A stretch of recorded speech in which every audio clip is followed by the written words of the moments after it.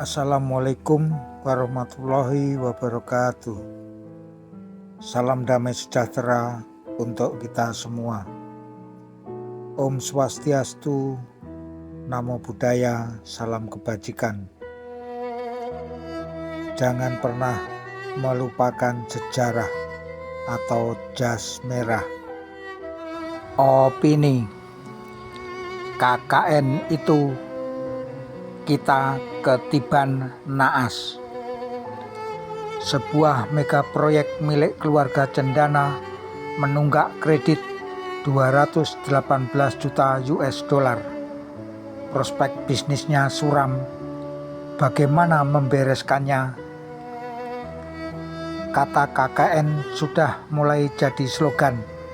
Orang banyak mulai lupa apa sebenarnya itu dan apa akibatnya jika diterjemahkan dalam angka.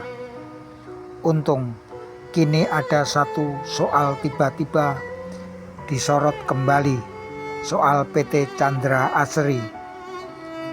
Perusahaan ini merupakan sebuah mega proyek untuk memproduksi olefin.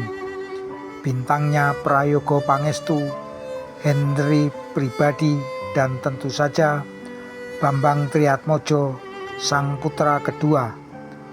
Proyek itu pernah terhenti 6 bulan karena melanggar ketentuan tim PKLN (pengendalian pinjaman komersial luar negeri). Ketika para menteri ekonomi di kabinet mencoba berani mempersoalkannya, tapi berkat sawab Soeharto, akhirnya proyek boleh jalan terus. Dari sebuah perusahaan penanaman modal dalam negeri (PMDN), Chandra Asri jadi perusahaan modal asing (PMA). Dengan ini utang dari luar bisa dilakukan. Tapi perusahaan itu terlanjur menerima kredit dari 2 bank milik Republik Indonesia, Bank Bumi Daya (BBD) dan Bank Dagang Negara (BDN) sebesar 218 juta US dollar.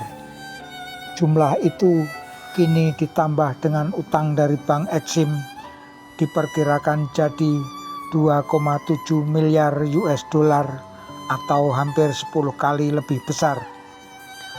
Pada tahun 1992 kepada Tempo, Prayogo mengatakan pinjaman itu menggunakan sistem IDC (Interest Daring Contraction), yang berarti bunga dan utang pokok dibayar setelah pembangunan proyek selesai, yakni pada tahun 1995.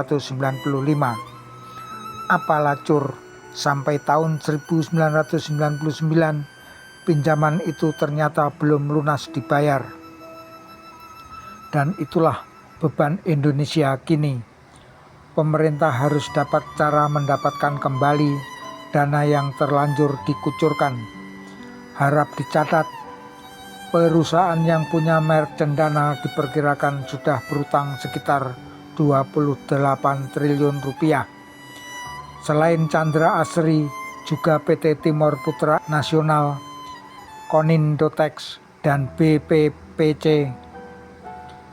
Ini berarti hampir 30% dari kredit macet bank-bank BUMN pada 1.200 perusahaan yang mencapai 100 triliun rupiah, dan Chandra Asri menguasai porsi terbesar.